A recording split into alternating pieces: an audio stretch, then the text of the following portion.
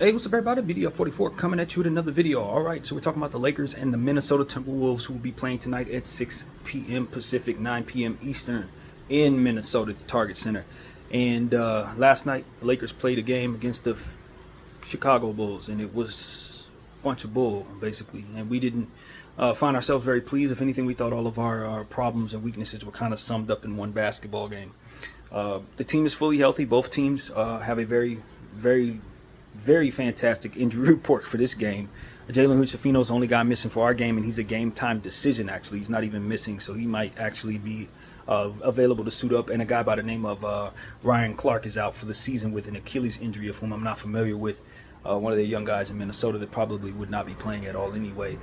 Minnesota Timberwolves are the best team in the league for defense and the best team in the Western Conference in terms of record. They've only lost six basketball games, but I think it's noteworthy to point out that they've lost 2 of their last 5. So a lot of their losses have been coming in a little bit of a flurry here. But they've been beating good teams, man. They've beaten the Nuggets, they've beaten the Celtics, they've beaten Philly, even though Philly got them in the last game. They've beaten Miami, they've beaten some pretty solid teams. So they've seen better than us. They beat Dallas very recently, Pacers, and knocked off all these teams, man. It's not like they've had a very easy schedule that they've been doing damage against. I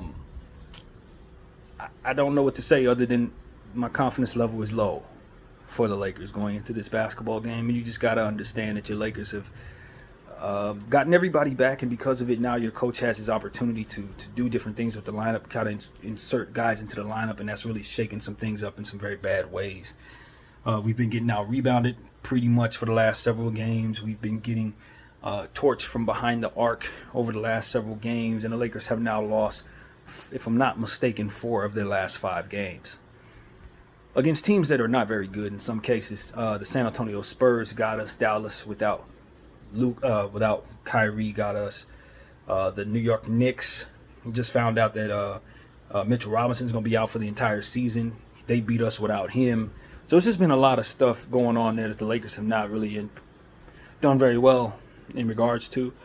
I mean, when you split games against the San Antonio Spurs, a team that was on an 18-game losing streak, you know you're playing some of your worst basketball. You know, we just put up a tournament banner against the Knicks that game, and I don't think we've played very well since we've won that championship, in-season tournament championship, and I don't know, man. You bring back a guy like Gabe Vincent, a guard, and you got to try to find minutes for him.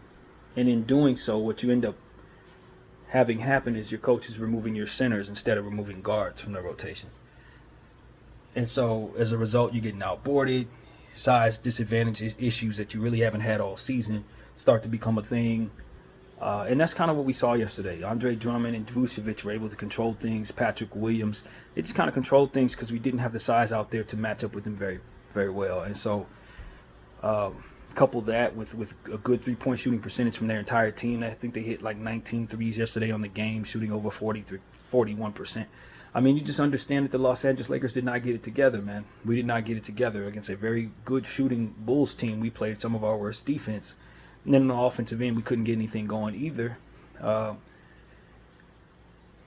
Braun almost had a triple-double in this game, had a triple-double in the game before that against the Knicks, but it's not translating to any success. I think, if I'm not mistaken, he had 14 assists against the Spurs in the game that we lost. He's trying to get everybody involved. He's trying to do the best he can. It's nothing happening, though. We're not winning.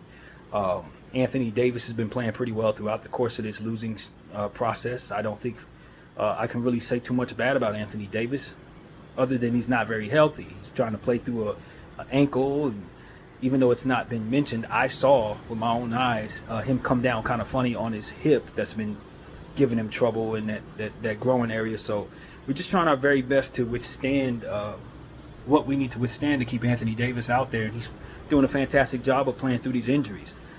A game like tonight, a second of a back-to-back, we probably need him in order to even halfway compete against this very good Minnesota team, because, of course, they're running Rudy Gobert, Karl Towns, and Naz Reid as 3 of their most important players. Naz Reid is a guy against, I'm not sure who he played against. I don't know that they won the game against the Pelicans. They may have lost that game. I think Zion, that was the game that he went for 36, about 5 games ago. If I'm not mistaken, I read somewhere that he hit 7 threes coming off the bench. I don't know if it was that game or not, but point is, you got a guy like Nas Reed who's shooting the three well. You got Karl Anthony Towns, of whom I've told everybody, and the numbers will back it up, that he is the greatest center shooting threes in the history of the sport. Karl Anthony Towns. He's the greatest three-point shooting center we've ever seen. He just is what it is. People don't know that because he's been on a bad Minnesota team. But if you leave him behind the arc enough times, he's going to shoot like a guard would, a fantastic shooting guard. And so that's what it really comes down to. And then you got Rudy Gobert, one of the better conditioned centers in the league, specifically fantastic blocking shots and getting boards. And he's now found a home in Minnesota. His team's healthy around him. You go small against this team and you're playing into their hands. No way around it. And so trying to remove our centers in Jackson Hayes and removing Christian Wood in a matchup like this is suicide. And then asking Anthony Davis to be the only center out there, of whom I've been on record saying a million times that I think he's more so of a power forward, just playing the center position because of his length. But you don't want him trying to guard some of these bigger guys. You don't want him having to bang around with Rudy Gobert and stuff like that. You don't want that. And so we're forced to have him in those circumstances not 100% healthy. And what type of health do we think he'll gain from playing that way against players like that? So that's my question. Are we not putting more of a strain on our health by asking players to play out of position just to get Gabe Vincent back in the lineup?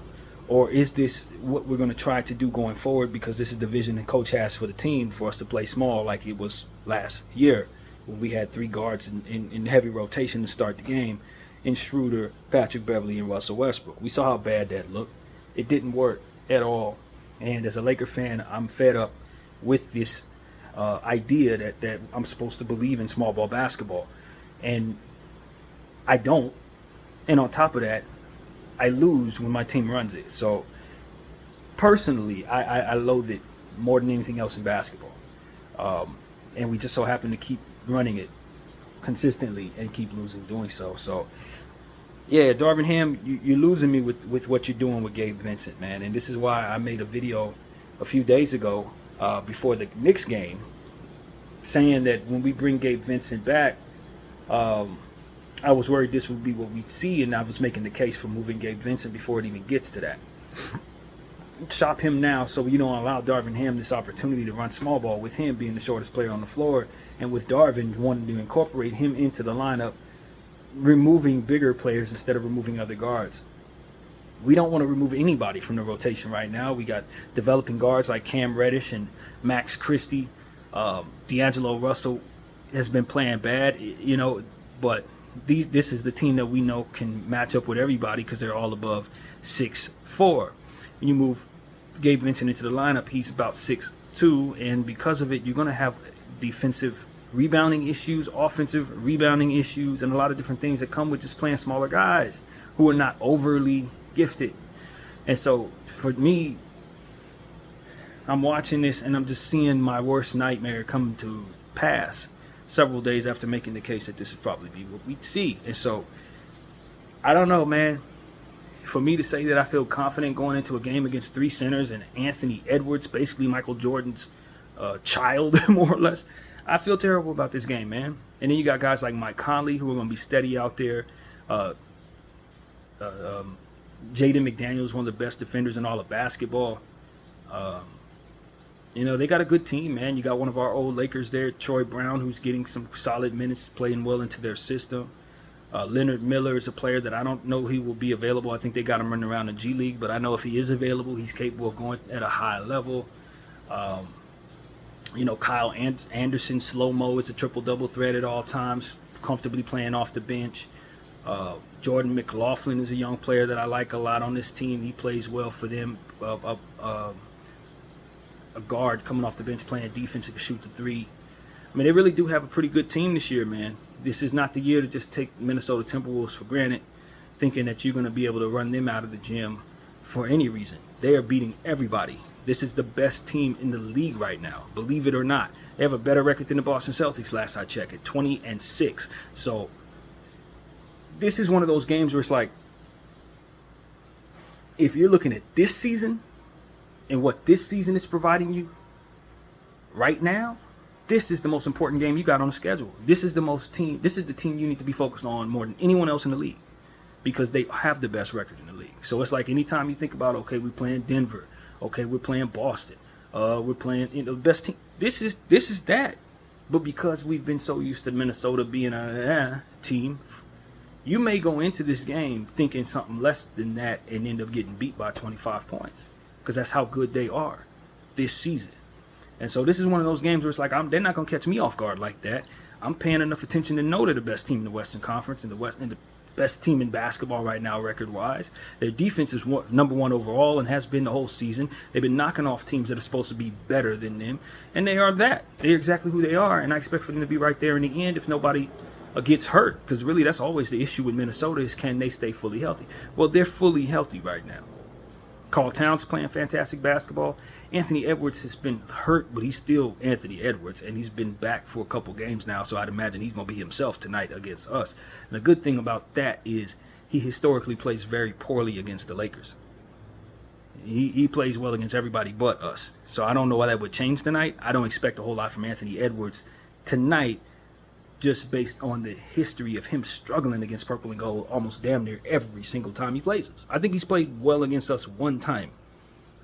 And I've watched all those games. He sucked in all those games, man. So I don't know if he just has a thing where he can't get it right against the Lakers, but eventually that's going to get shaken off. Hopefully it's not tonight.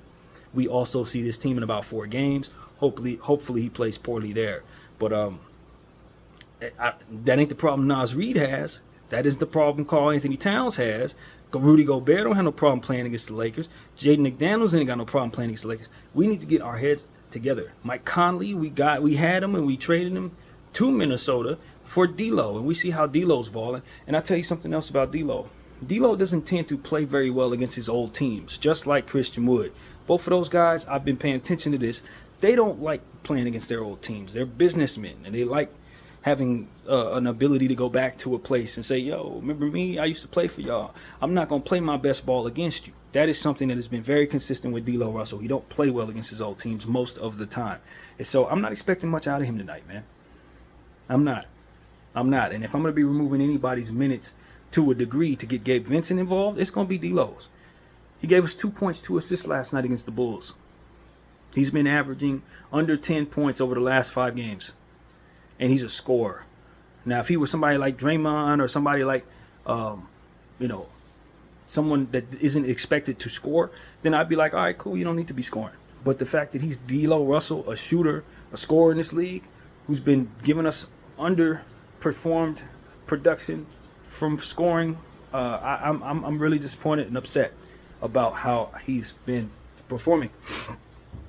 And you couple that with Cam Reddish, who's not really scoring the ball very well at all. He had a very off night over these last several games scoring. Taurean Prince been hitting the 3, but in other areas we've talked about, Taurean Prince is so extremely limited that it just makes for a very difficult situation. Now, the good thing about this is Taurean used to be a Minnesota Timberwolf, so maybe he'll have some heightened understanding of what we need to do to beat this team. Of course, again, D'Lo, hopefully he makes me look foolish for saying this, but I don't expect him to play well against his old team. Maybe he does, and I'd be happy about that. Vando obviously played for the Minnesota Timberwolves. We got all those guys in a flurry from that team, so hopefully they'll all come together and just want to take it to this Minnesota Timberwolves and take it personally that this team has gotten significantly better now that they've moved on from them. And that's something that's not off my mind as I look at this game. They moved Taurean Prince, they moved Vando, they moved D'Lo, and they're the best team in the Western Conference. That needs to be understood. Period. And so, for me, I'm like, all right, man, what y'all gonna do? What y'all gonna do? I was listening to Trevor Lane this morning. He was essentially saying this is a scheduled loss. He thinks if Anthony Davis can't go, we might as well sit LeBron. I would love to disagree, but I don't. I don't, man. I don't disagree. I don't think I most definitely do not want LeBron James playing center against Rudy Gobert and Karl Towns at all. If you're too hell-bent on going small tonight, please do LeBron James the biggest favor and let him rest this basketball man. Because if he's the only big on the floor, you are putting him at an injury risk that is not acceptable at all, man. That's what I'm saying to the Los Angeles organization and the coaching staff. Not acceptable at all. You're going to have him out there banging with people and he's going to get worn down. It's the same thing we went through with him playing center 2 years ago when ESPN was all on TV saying LeBron needs to play center permanently, and it was freaking December. If you have him running that way, he was going to get hurt, and what happened? He got hurt. Don't have Bron playing center for nothing, ever. He is too old and he is too small to be playing against legitimate centers. He can do a good job against anybody. He's one of the GOATs of this league. But you do not have him at 39 years of age playing center against a double center team. Triple center team when you consider how good Naz Reid is. You don't do it. So if the Lakers do that tonight, I would be highly upset. We did it last night against Drummond and Vucevic and Patrick Williams, and we got our heads knocked off rather easily. It was an easy win for the Chicago Bulls. The Chicago Bulls are not on the Minnesota Timberwolves level at all. So if we're going to do that, we're going to get beaten bad. And so these are the type of things I'm just looking at. I'm saying, yo, man, if Bron gets hurt doing this with these people, man, you're going to see a different energy out of BDF. Seriously. You're going to see a different energy because I know Bron is doing the best he can out there. He's going to play physical. He's going to try to drive to the basket. But he does not need people leaning on his back. He don't need people putting elbows in his back as they're jumping over him. You know they don't call over the back anymore when you box out. So a lot of times he doesn't box out to begin with because he's probably not going to get the call. He's probably going to be taking on punishment unnecessarily. This is something that we do not want. So if AD ain't going, sit Bron too, and we will take whatever comes with this basketball game because I think it's a very serious injury risk when you have him playing center in a game like this. Serious injury risk. One you cannot afford. And I know, listen to Trev, he was saying, I don't think the Lakers, the NBA is going to be pleased with the Lakers for sitting their stars. Trust me, if the NBA has any common sense, they know better than to let Bron play center against the Minnesota Timberwolves. That may have him injured against every other team that's supposed to be coming after that for what you're going to want him to play too. It just is what it is. You don't ask LeBron James to play center against centers. Now, if he's going up against power forwards like him and the matchups make sense, have at it. But if he's going up against real-life centers, and there are no more real-life centers than Rudy Gobert and Karl Towns in this league, you do that, and you're going to see yourself go through trouble. So that's my thing. Yesterday we had Rui Hachimura trying to guard Andre Drummond. And my thing is this. If you're going to put guys in certain situations, don't expect for them to play well. Don't. You're going to put Gabe Vincent in a small ball lineup, fresh off of injury, his first game back, he's in small ball lineups. What position are you putting Gabe in? It's not just about getting him his minutes. What do you have him doing while he's out there? If you're going to have him in circumstances that are going to set him up to fail, of course he's going to struggle. This has always been my problem with small ball lineups. What lineups did you put Patrick in? What lineups did you put Russell in? What lineups did you put the smaller guys in?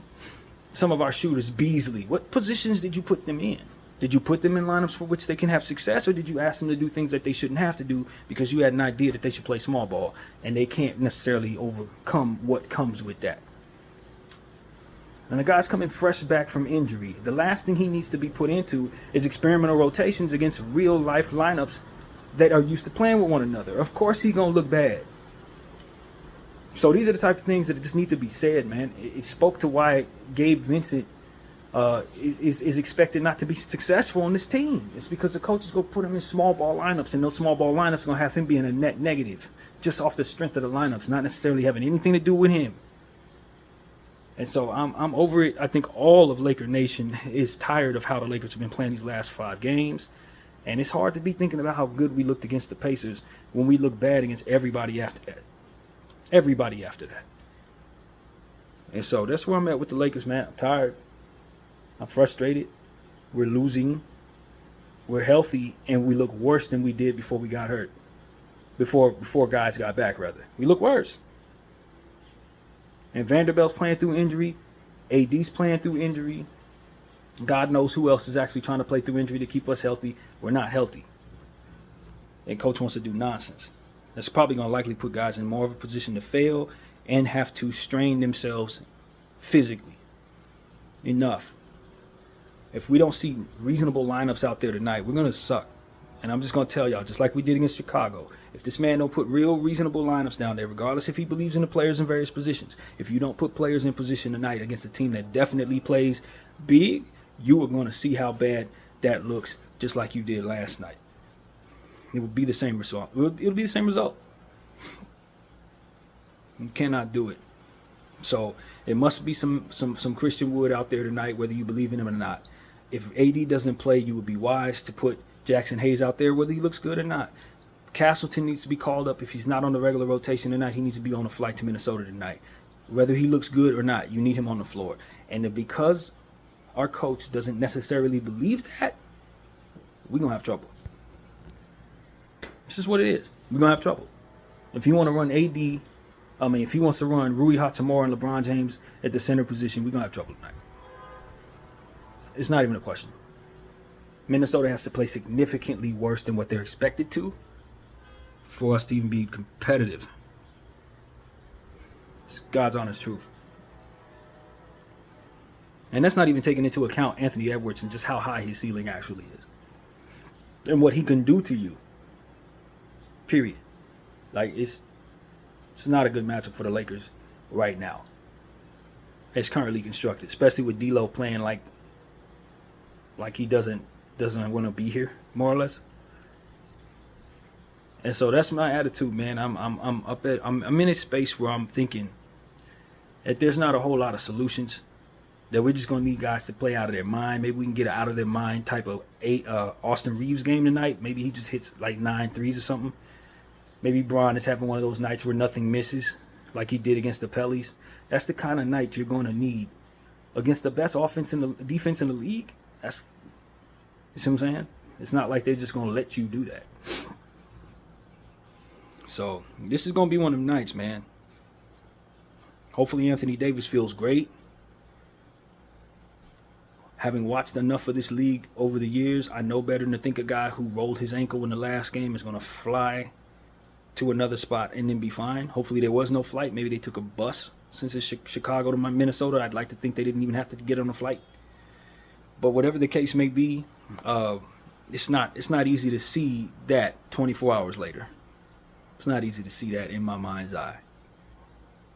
And so this is just a matchup nightmare for the Lakers. Minnesota is a team we're used to seeing without players because they do get injured a lot. But McDaniels is back. Reed is back. Conley's healthy. Carl's healthy. Edwards is going to be healthy tonight, more than likely, even though he's been struggling with the hip injury that he had a couple weeks ago. They've beaten everybody. They did just come off a loss. So if they were going into this game thinking of overlooking the Lakers, which is not something teams even do when we suck, they now are more on heightened alert because they just lost a basketball game to the Philadelphia 76ers, where it took 36 points from Maxey and 51 points from Joel to beat them. You see what I'm saying? You have to do extraordinary stuff to beat this team right now. 36 from Zion to beat them. Like, they're not losing games. They're a good basketball team. It's the first time maybe in my lifetime where the Minnesota Timberwolves look like a good basketball team. With the exception of that one year we played them in the Western Conference Finals where Luke Walton went for like 6 threes in Game 6. I have yet to forget about that. Those are only 2 years. This year and that year were the only 2 years when the Minnesota Timberwolves looked like a very good team. So, it's one of them things, man. It's like, look, I'm not putting no money on this game. I'm not telling anybody put no money on this game. I'm always rooting for my team, but I've seen so much basketball in my life till I already know a loss when I see one. If we don't get a special performance out of multiple people with the stuff that Darvin Ham did yesterday, if he does any of that garbage tonight, you're not winning. You're not winning, and it's going to be over early, real early. I've been wrong about this stuff before, but not often. Not very often. So that's what I'm here to tell y'all, man. Don't put no money on this game. Bet on something else. Don't bet on this. Don't bet on this. And look, if it goes our way, I'm happy, man. I'm always rooting for the Lakers. I've been rooting for the Lakers since I was 9 years old. It's not a thing. But because I've been rooting for the Lakers since I was 9 years old, I know what to expect in certain situations. And the team's body language tells me right now that they expect to lose games. They expect to lose games. The way these players are approaching these games, they expect to lose games. And this wasn't even the vibe that we had when we were missing 6 players. It's worse now when everybody's coming back. And I think the understanding is because, and this is just my opinion, It's because Darvin has more options, and with those options comes his creativity, and with his creativity comes the mediocrity of what comes with his creativity, man. Small ball lineups equals losses for your team. Small ball lineups equals more injury risk for the players that he decides to use at the center position and power forward positions. More rebounding issues, less shot blocking, significantly worse defense. All of these things come with this crap that he likes to do. It just is what it is. It just is what it is, man. Minnesota Timberwolves do not attempt too many three-point shots, but they do have a guy by the name of Anthony Edwards to where if he sees a few fall, he can hit a million of them. I've seen him do it. He's had this gift since day one. If he sees it fall, if he gets 2 and 3 to go in a row, don't expect for him to stop. He's one of those. Mike Conley's a guy who can go for a lot of points and a lot of assists. He likes playing against the Lakers historically. He's not somebody that I expect to play poorly tonight. You know what I'm saying? These type of things. I'm just looking at Jaden McDaniels going to lock up your best player. So if he's on Bron, expect for there to be a little more turnovers. If he's on Austin, expect Austin to have issues. It's just Jaden McDaniels is one of them dudes. He's one of the best defenders out there. And Naz Reid is in such a great role for his skill set because he's so much better than that role, but they give him enough minutes to allow him to showcase what it is that he does, and everybody around him can create space for him, help him with rebounding. All the stuff you would want for AD around AD is what's around these centers. It's what AD doesn't have. Guys next to him that can help him with the things that he does. So when Naz Reid comes in, he either has Karl Towns, McDaniels, Gobert, always on the floor with him. Karl Towns, same thing. They all have each other. Where's AD's that? It doesn't exist. And so that's why we need to go ahead and make some moves to get ourselves a center. Or two, for that matter. Or at least, at the very least, continue to use the centers that we have, whether you like them or not. Darvin Ham. And work Castleton into the equation. Use him. Use the center that you got, man. Use Christian Wood. Use Jackson Hayes. Let them get to whatever level they can reach. Even if they're not good for a cohesive basketball unit, you need bigs on the floor, man. Unless you're going up against a small ball team. And even then, your small ball players, if they're going to run small ball and you're going to run small ball, you don't have better guards than those teams that are likely looking to do that. Especially when you're bringing back somebody fresh off injury who's never been on your team before getting hurt. It's like this man is punting stuff just to see stuff. And all we seeing is losing to come with it. So, yeah, my attitude about this game tonight is not good. I know that a lot of things can happen in a basketball game. Foul trouble can help change certain things. But Darvin Ham is going to do stuff that's going to make us a net negative when everybody's back, because that's what his creativity leads you toward every time. I mean every damn time, man. Every time. Small ball rarely works against anybody, man. And so that's where I'm at with it. I'm done. I'm tired. Between Darvin Ham and D'Lo Russell, Cam Reddish's scoring inabilities, Taurean Prince's willingness to try but ultimately fail at making dynamic plays. If he ain't hitting threes, he's basically a cone out there running around. I'm tired of it, man. I found myself looking at the game before the game even started yesterday and being kind of irritated. And then proceeded to see what I was worried about play out that way. It's not working out. And look, I don't think Zach LaVine at $40 million a year is the answer. I'm moving on from him, especially since if we were to make a trade for him today, he probably ain't coming back till after New Year's. So why would I want to make a move for him? I'm not interested in that contract. You're going to have to pay me to take that contract. That's basically what I'm saying to the Bulls. I want Caruso on top of Zach LaVine. And if you're going to make me take that contract, you got to give me a first-round pick or something if you don't want to give up Caruso. But I'm not going to just look at that contract as something to want. It's not. It's nothing to want. Y'all knew that when he signed it. And that was the overall commentary on this channel then. And I got on the Bulls' case. I'm like, y'all know y'all signed that contract with the intention of dumping it on us. I know that. Y'all had no intention of seeing that thing through. And my thing is, I ain't that type of stupid. And I hope the Lakers aren't either. We don't want that contract. We may need the piece, but if you're not going to be able to restructure that contract to make some damn sense, you're holding on to that if I have any control over the situation. Unless you're willing to overpay to get rid of it. And the stuff I'm going to ask for is not going to be respectful of you. So that's what I got to say to Chicago Bulls. I'm not going to be respectful. I'm going to want Caruso. I'm going to want Kobe White. And you're going to look at me like I'm crazy. And I'm going to be dead ass serious. So no, you ain't about to dupe my team with that franchise killer of a contract. Jordan Clarkson, we had Clarkson. We know Clarkson well. We developed him here. He's gotten a lot better since he's left, but he still has the same weaknesses. He's going to come in to score, but he's a cone, man. I love JC, but he's a defensive cone, bro. And so because of it, you have some of the issues that we're ultimately going to have, especially since our coach is going to put him in small ball lineups. You know it. He's going to put him on the floor next to Gabe Vincent. He's going to put him on the floor next to Austin Reeves, and they're going to be getting blown by. You're not going to get the dynamic you're looking for, man. So I love JC just like everybody else. That's our guy. But as long as Darvin's hell-bent on running small ball lineups, JC's just one more small guy he's going to put in that small ball lineup to get cooked on the boards. I'm cool. That's not the answer. So, you know, I would love to have him as an addition, but I already know I'm going to be mad watching him run around with small ball lineups. I already know that. I'm certain of it. So, like, these are the type of things you just think about ahead of time. You're just like, yo, man,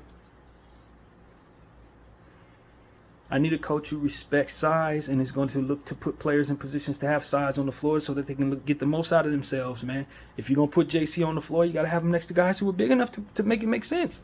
If you're going to put Vincent on the floor, same thing. Same thing for all these guys. You're getting the worst out of these players by asking them to make up for other people who are not on the floor doing big men stuff. It is a killer every time, bro. And Chicago's game was the epitome of all that makes us angry as Laker fans about that very thing.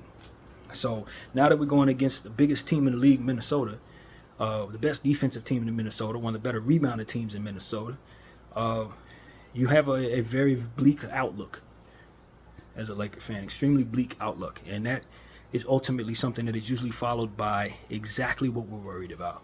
I expect bad rotations tonight. I expect lackluster play tonight. I expect Bron to try really, really hard but turn the ball over quite a bit tonight. I expect AD to sit. I don't want AD to play in this game.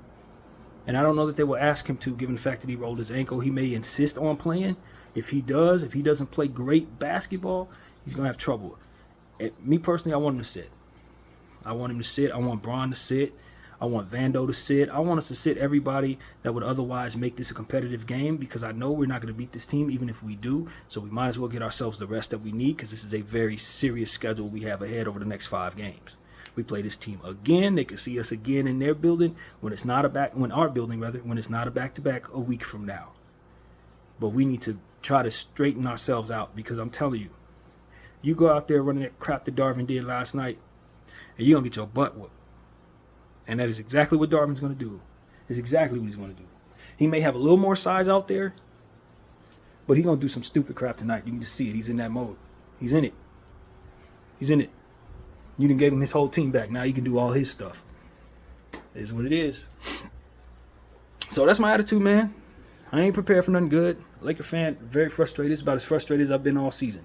It's a different vibe than when we lost by 44 to Philadelphia, because I felt like we were undermanned, but I felt like we weren't coming in with a certain level of respect for the opponent we were going up against. This is not that.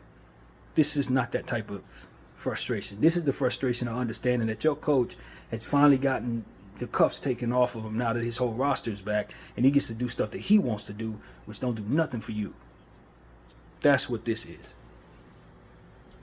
And I know it's not realistic to fire him, nor do I think we have a good candidate to bring in if we were to. And that bothers me quite a bit, because I do think these are the type of times where you look around and say the players may be part of the problem, but it's really the person who's using the players in a certain way that's the biggest problem. And I'm listening to Laker Nation, and most of them agree. I think it's safe to say that some of the players would never say this.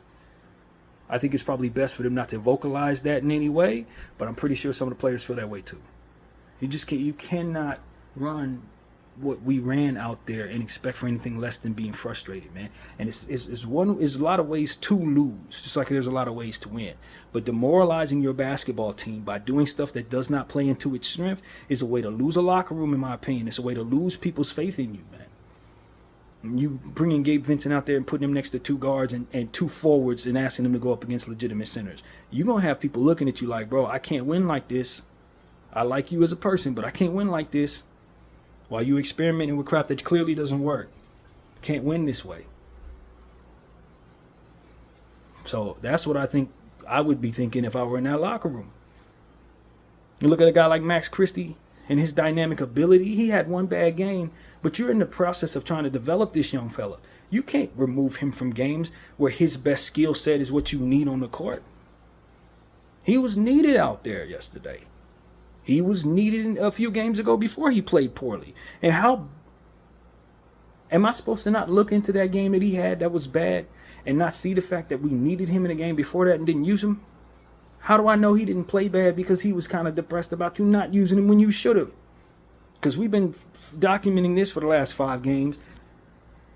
And that was the dynamic. He came back, played 1 for 6 after a game where he was needed on the floor and wasn't used. Stop messing with Max Christie's confidence, coach. If ain't nobody else gonna say it, I will. Stop messing with that man's confidence, please.